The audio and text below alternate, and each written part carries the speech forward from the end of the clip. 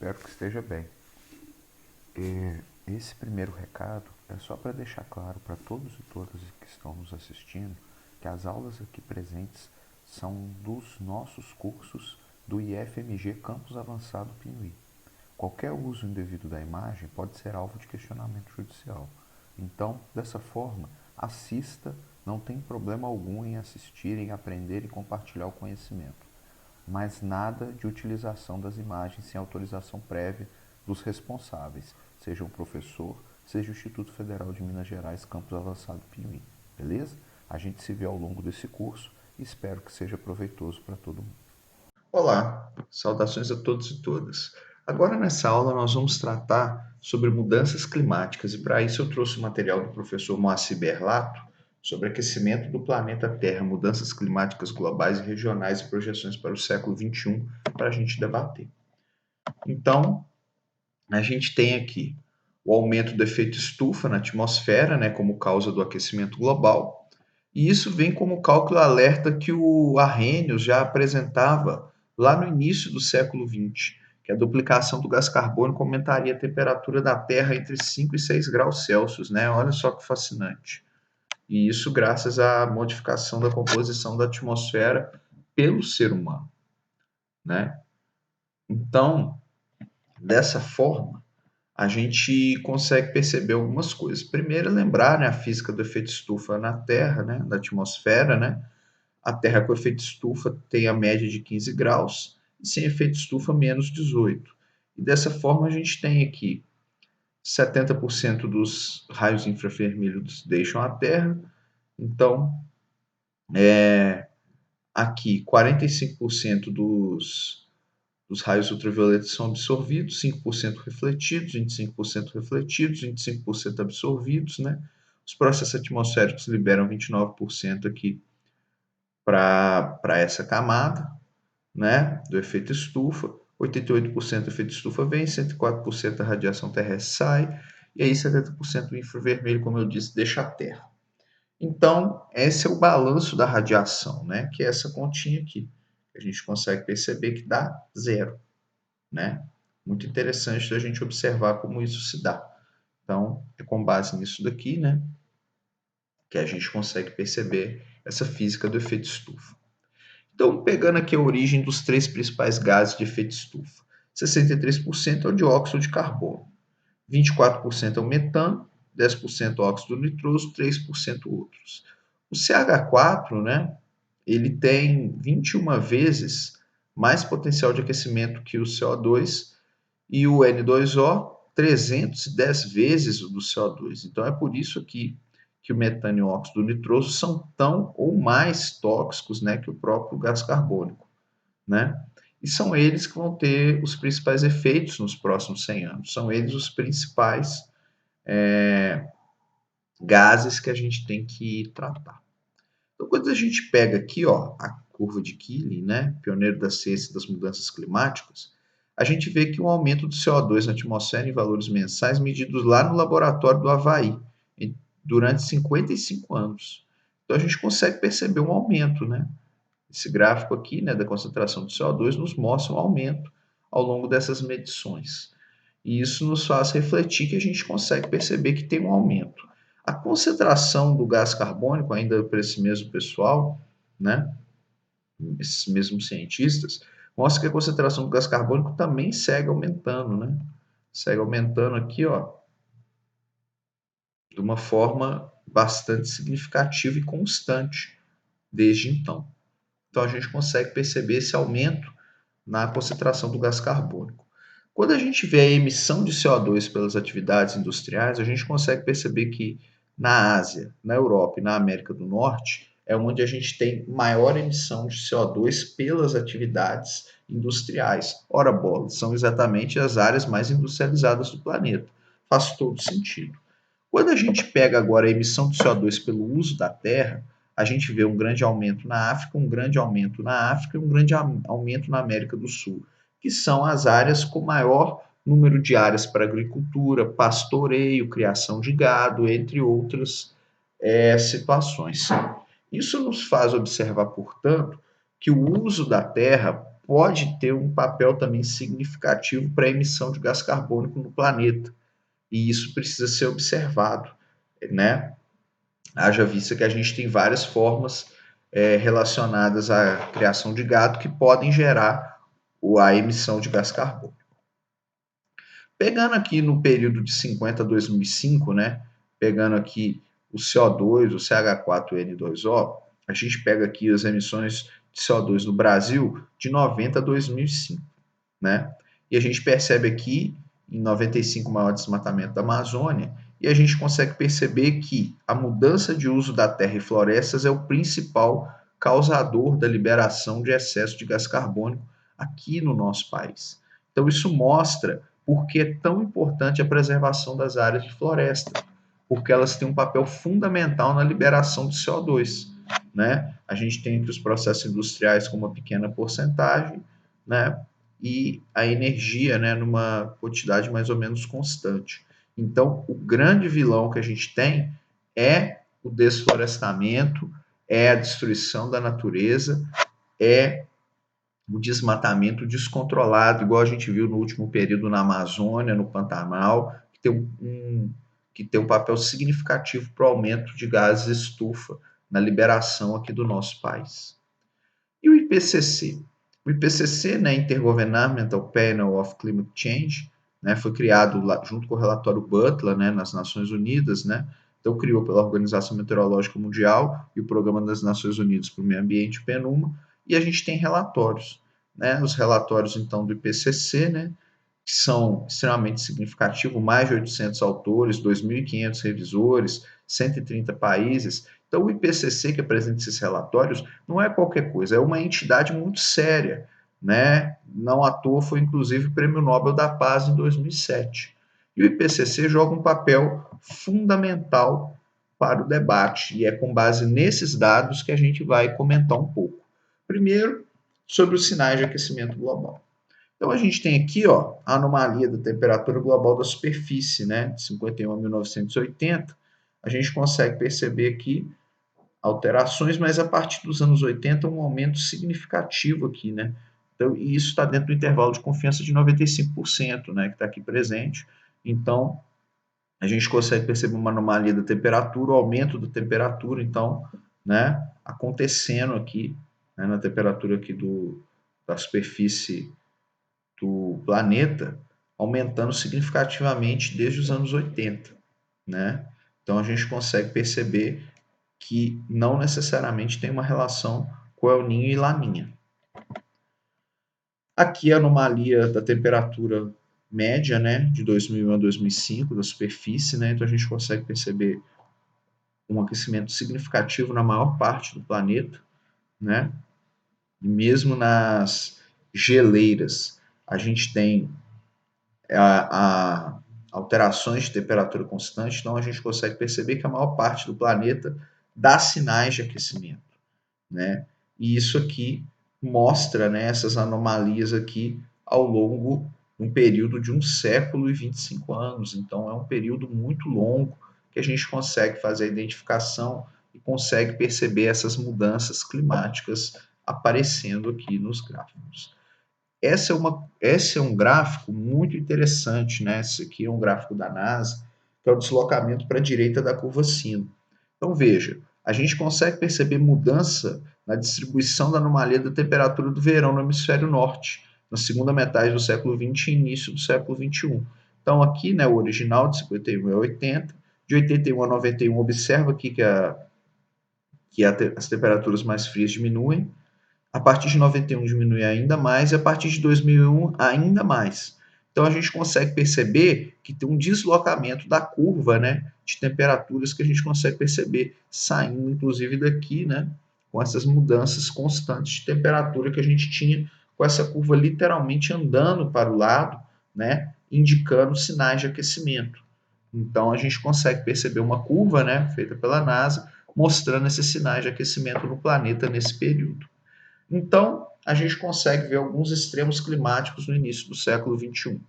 A década de 2000 e 2009 foi a mais quente de toda a história nos registros meteorológicos do planeta. Julho de 2012 foi o mês mais quente da história dos Estados Unidos.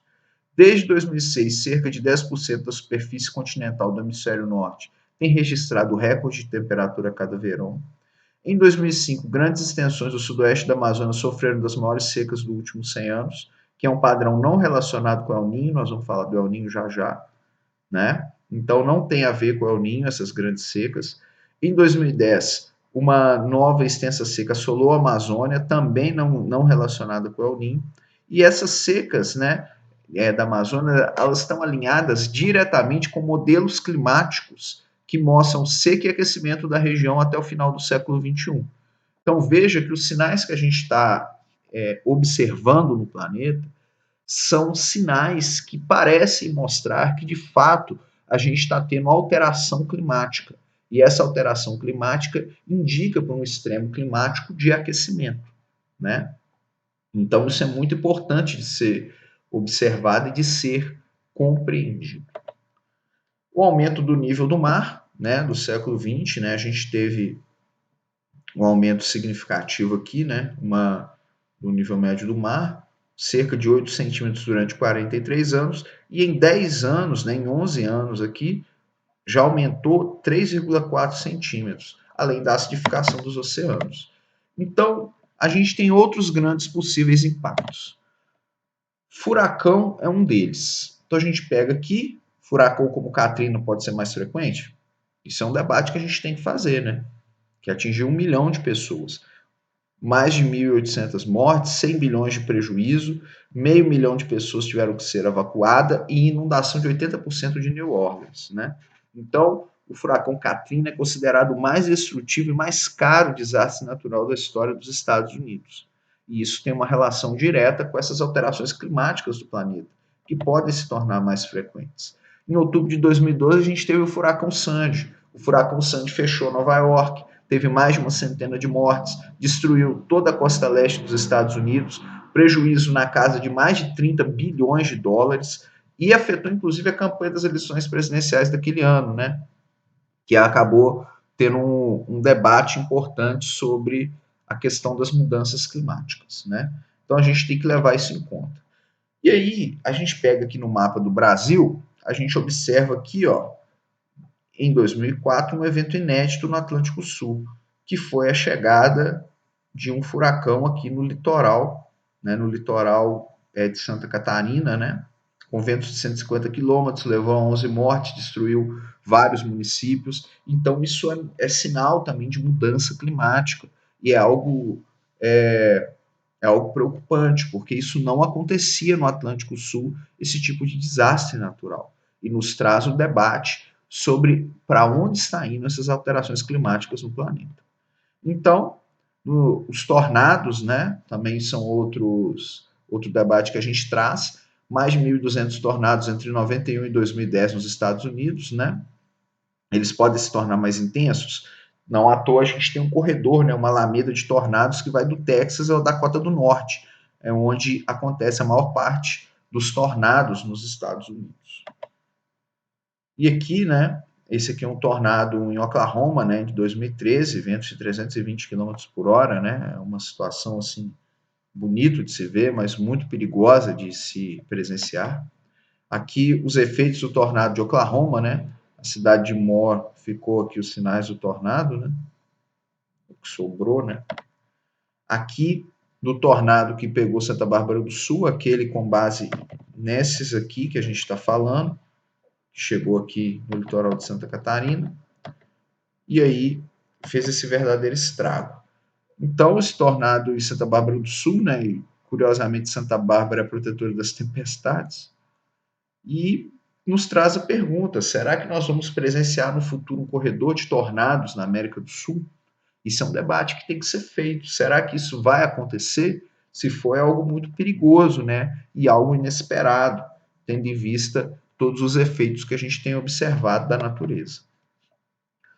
O El Niño e a Laninha, né? Os superninhos. Então, o El Niño é quando a gente tem o aquecimento das águas do Oceano Pacífico, né, equatorial, e Laninha é quando tem o resfriamento. E isso gera alterações climáticas.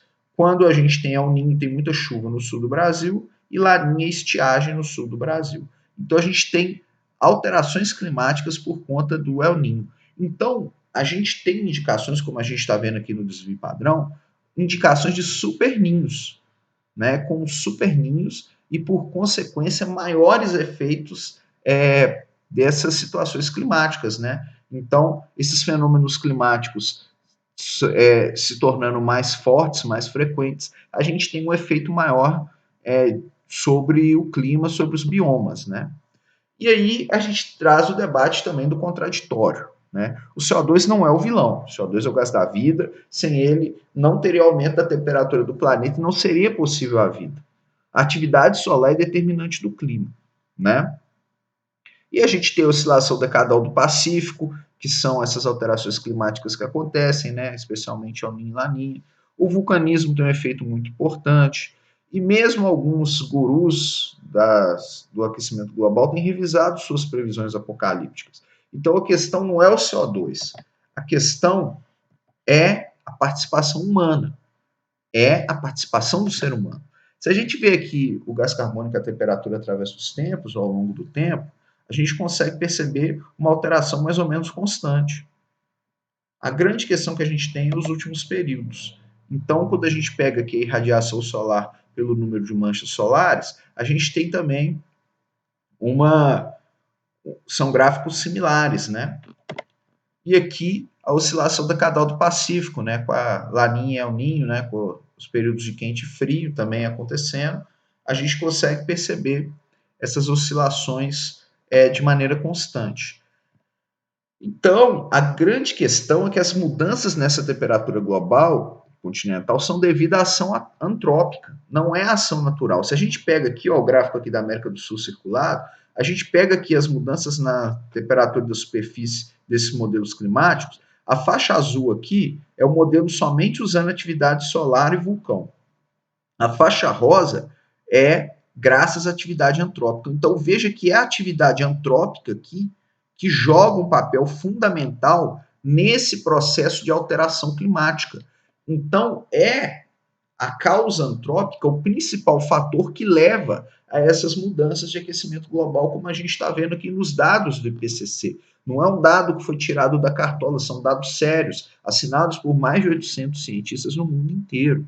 Então, a participação antrópica é que tem jogado papel fundamental para esse processo de aquecimento. E agora nós vamos ver algumas tendências, né, de mudanças climáticas observadas na América do Sul e no estudo de caso do Rio Grande do Sul. Aqui, na temperatura, o aumento de noites quentes, né, a tendência sazonal com temperaturas mínimas de 62 mil. Então a gente consegue perceber nesses pontos aí, ó, esses pontos vermelhos, o aumento de noites quentes, né, ao contrário dos azuis que são de frias. Então a gente tem um aumento muito maior de áreas quentes aqui na América do Sul. Isso também corrobora com a teoria do aquecimento global por fatores antrópicos. A precipitação, a gente tem um sinal de tendência linear. A intensidade, ela é média, né, como a gente consegue ver aqui, e o número de dias de ano com precipitação pluvial.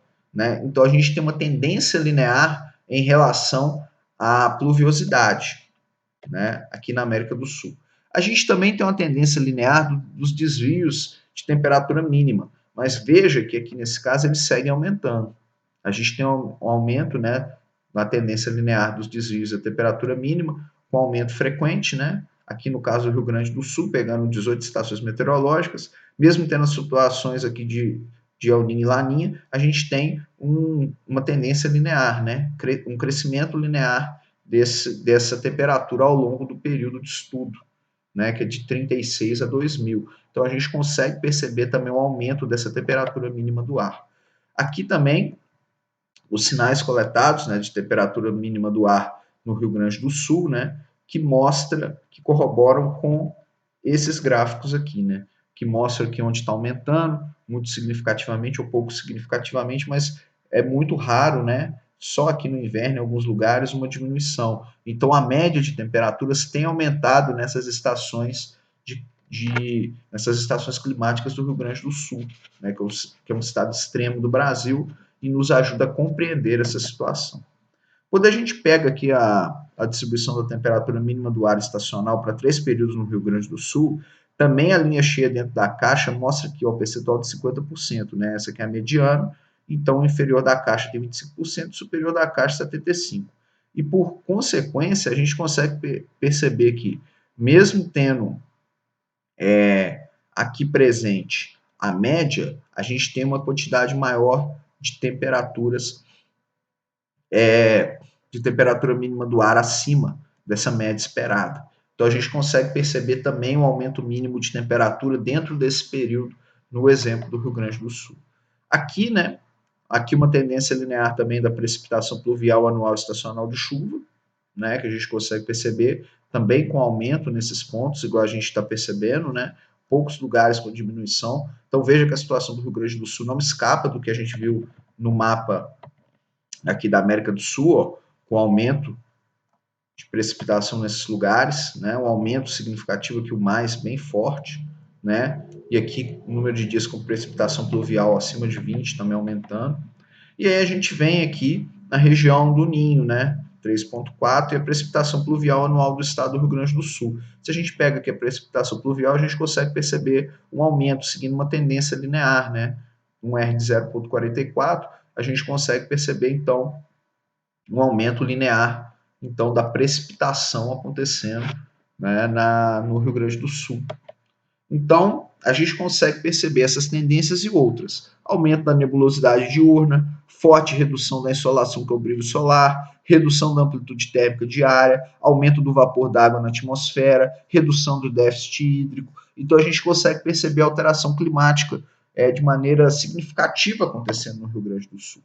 Então, a gente consegue perceber, por consequência, também nessa área de estudo, eventos extremos, aumento de noites quentes, aumento de ondas de calor, aumento de precipitação intensa, redução de geadas, mostrando uma tendência também ao aquecimento devido à causa antrópica. Comparando aqui as duas últimas normais climatológicas do Rio Grande do Sul, a gente consegue ver aqui no período de 50 a 79, comparado com 80 a 2009, um aumento da precipitação pluvial, a gente consegue perceber um aumento da temperatura mínima, um aumento da temperatura máxima, um aumento da temperatura média e uma diminuição da insolação, do período de horas de insolação. Então a gente consegue perceber, esses dados são muito significativos e nos mostram que tem alterações e que isso precisa ser tratado com a seriedade necessária, porque a gente tem alterações climáticas acontecendo de fato. E aí a gente pega algumas projeções de agora até o fim do século XXI. Então a gente pega aqui, ó, aqui o cenário pessimista, um aquecimento global na casa de 3,5 graus. Aqui um cenário intermediário com aquecimento na casa dos 2,5. E aqui um cenário otimista, com aumento na casa de 1 e pouco, indo para 2. Então veja que o aquecimento é uma situação real. Então, ao contrário dos negacionistas, a gente está vendo ao longo dessa aula vários gráficos, vários números nos mostrando como é a realidade e, por consequência, as tendências que a gente tem observado para o próximo período, que são tendências muito negativas. O aumento do nível do mar, expansão e degelo, projeção para 2100 de 18 a 59 centímetros. Lembrando que cerca de 60% da humanidade vive em regiões costeiras, e isso pode gerar problema nos países ilha, né? Que são as ilhas, né? Que têm problemas diretamente climáticos, que o aumento do nível do mar pode causar problemas. Então, a projeção de aumento de 59 centímetros até 59 centímetros do aumento do nível do mar para 2100, o que é muito sério. As mudanças, então, projetadas de precipitação pluvial global, a gente consegue perceber aqui nesse gráfico, né, a mudança da precipitação pluvial projetada para o fim do século XXI, né, pelo IPCC, e mostra que 90% dos modelos, né, tem o mesmo sinal de mudança. Então, a gente vê uma tendência aqui de mudanças, né, na precipitação pluvial ao longo desse período. A gente pegando aqui na América do Sul, ó, aqui no Brasil, é importante a gente observar o aumento de áreas aqui mais secas, especialmente na região da Amazônia, o que é preocupante. Aqui, mais projeções de anomalias de temperatura para a América do Sul, então a gente vê aqui esse que está circulado, é o mais grave, né, dessas projeções, né, então A gente tem uma projeção que pode ter um aquecimento tremendo na região amazônica, que pode levar inclusive à desertificação de parte importante da Amazônia, com o aumento do cerrado nessa região, com a diminuição da floresta equatorial e, por consequência, a diminuição também dos rios voadores, que são responsáveis por trazer as chuvas para a região do interior de São Paulo, entre outras áreas, que tem um papel fundamental na alimentação das barragens, né, para a geração de energia e distribuição de água para o sudeste e centro-oeste do Brasil. Então é muito preocupante nessas projeções de anomalia de temperatura que a gente tem, que podem estar trazendo essas alterações. Mas veja que todos eles apresentam tendência a aquecimento, chegando a esse aqui que é extremo. Então a tendência é de aquecimento grande nessas regiões. Culminando com o que a gente traz aqui por regiões, né, com os detalhes. Então, o cenário pessimista da Amazônia de 4 a 8 graus mais quente, 15 a 20% de redução da chuva. Um cenário otimista, 3 a 5 graus mais quente, com 5 a 15% de redução da chuva. Então, até o cenário mais otimista é complicado. Né? No centro-oeste, no cenário pessimista, 3 a 6 graus mais quente, aumento da chuva da forma de chuvas intensas e irregulares. No cenário otimista, 2 a 4 graus mais quente, aumento de chuvas nas formas de chuvas intensas e irregulares. No sul, o cenário pessimista traz de 2 a 4% mais quente, 5 a 10% do aumento das chuvas na forma de chuvas intensas e irregulares. Cenário otimista, 1 a 3 graus mais quente, com meio 0 a 5% do aumento de chuvas na forma de chuvas intensas e irregulares. O Nordeste, com cenário pessimista de 2 a 4% mais quente, de 15 a 20% na redução da chuva, aumentando a tendência de desertificação da região do semiárido, né? Então veja que a Amazônia e a Caatinga são os dois mais ameaçados por conta dessa alteração climática. No cenário otimista, 1 a 3% mais quente, 10 a 15% de redução de chuva, mas mesmo no melhor dos cenários tem uma redução de chuva. E por último, o Sudeste, com 3 a 6 graus mais quente, aumento da chuva na forma de chuva intensa e irregular.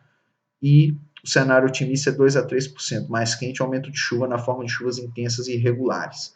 Então veja que até o cenário otimista é pessimista para o nosso país nesse próximo período. É muito complicado. Então, a gente tem uma missão quase impossível, né? Que é a meta das convenções climáticas, né? Manter o aumento da temperatura em 2 graus até o final do século. Para isso, a emissão de CO2 não pode ultrapassar 1.000 gigatoneladas até 2050.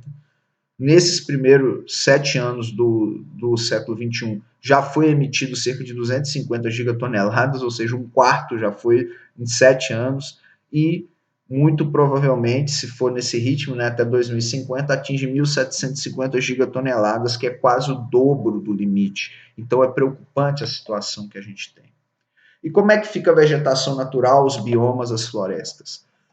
Observando aqui os mapas, né, a gente consegue perceber aqui um avanço, então, em cima da Amazônia, um aumento aqui do processo de desertificação em cima do semiárido, né? A gente consegue perceber um aumento da savanização aqui, ó, dessa região central, né, de cerrados. Então a gente consegue perceber, né, pegando aqui a distribuição dos principais biomas, o que a gente consegue concluir? Substituição da floresta por cerrado no leste da Amazônia, essa região aqui, que é muito preocupante. Caatinga por semideserto, ou deserto no interior da Caatinga do Nordeste brasileiro, igual a gente está vendo aqui, em ambos os cenários, né? E os campos mantidos, os campos sulinos mantidos aqui, ó, no Rio Grande do Sul, na região da Argentina, Paraguai, mas a intensidade, né, o perigo constante em cima da Amazônia e da Caatinga é preocupante, com a possibilidade do aumento de savanização na Amazônia e com o aumento de desertificação no semiárido. Então, para concluir, né, a gente tem controvérsia sobre as causas do aquecimento, se é natural provocada pelo homem, apesar de todos os indicadores mostrarem que o aquecimento pela participação antropocêntrica é muito significativo, sendo assim o principal fator, ou é indicado como o principal fator para o aquecimento, né? E a maior parte dos cientistas atribui isso ao aumento dos efeitos de gás estufa liberados pela atividade humana. Então, a causa antrópica parece ser a grande causa do aquecimento global, do aumento da liberação de gás carbônico e como a principal causa do aquecimento que a gente tem. Convergência de evidências de aumento de temperatura, onda de calor, precipitação pluvial intensa, redução da amplitude térmica, redução de geada severa, né? Então, tudo isso corrobora com essa afirmação de que muito possivelmente a causa é antrópica, né? E isso está relacionado às modificações de temperatura também no Pacífico tropical, no Atlântico Sul, que também são compatíveis ao aquecimento global. As estratégias, então, de adaptação a essas novas condições climáticas devem ser seriamente consideradas pelos governos, pelos gestores públicos, pelos responsáveis por políticas públicas, né? Porque são atividades sensíveis à variabilidade climática. Então, agricultura, recursos hídricos, geração de energia elétrica, tudo isso precisa ser levado em conta com o risco que o aquecimento global tem trazido. A pior estratégia, então, é pagar para ver, é fingir que nada está acontecendo. Então, é importante que as autoridades, empresas, ONGs, poder público de todas as esferas, municipal, estadual e federal, considere o perigo do aquecimento global, já que a gente vive numa situação muito complicada. Para concluir, nos resta um consolo: o resfriamento global seria muito mais catastrófico. Beleza? É isso. Até a próxima aula. Tchau, tchau.